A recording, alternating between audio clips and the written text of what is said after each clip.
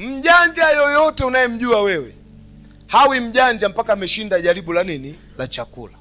Jaribu la mazingira mageni walifaulu, sasa linakuja jaribu la chakula. Na naomba nikwambie, haya maamuzi yalikuwa yanafanyika within 3 months.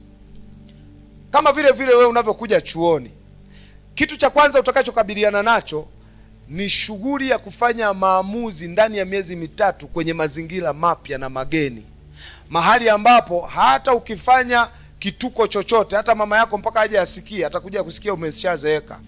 Hayo maamuzi ya kufanya hivyo, wanatoaga mfano. Mimi nilivyokujaga TIA hapo mwaka gani ile, alikujaga binti mmoja yani akitembea mpaka nimejaribu kuiga, sasa sina swaga, lakini alikuwa akikanyaga mguu hivi akitoa, yani kwa alikuwa anaenda Sasa swaga zake wewe jiwekee humu, ziedit hapo. Na yule binti alisumbua Mbeya nzima, alafu huku kwa mkono ameweka hapa. Alafu sasa vijana wakawa wanamwambia huyu ndio mkali wa chuo. Hivi unajisikiaje? Yani eti hivi kweli unajua kuna matusi mengine ni matusi fulani ambayo mpaka uwe mjinga ndio unaweza usigundue kama ni tusi.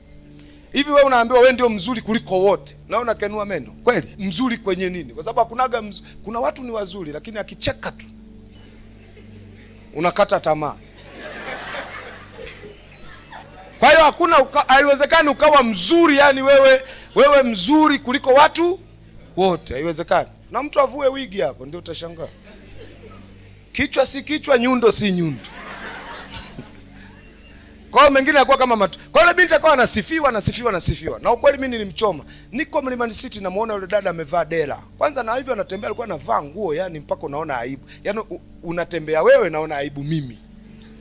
Amepiga dela yani utafikiri ni mama Kitulano.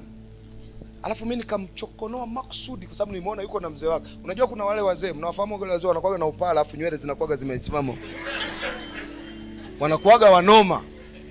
Nikaenda kusalimia, wazee wangu shikamoo. Nikaza yani utafikiri sio wewe vile. Yule dada mpaka yana anatamani sijui anifanyeje. Mama yake alikuwa mama wa Kichaga, akasema samani mtumishi, umesema? Nikasema yani huyu utafikiri sio yeye.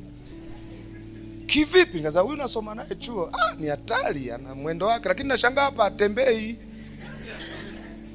Na nilifanya makusudi ili angalau asaidike.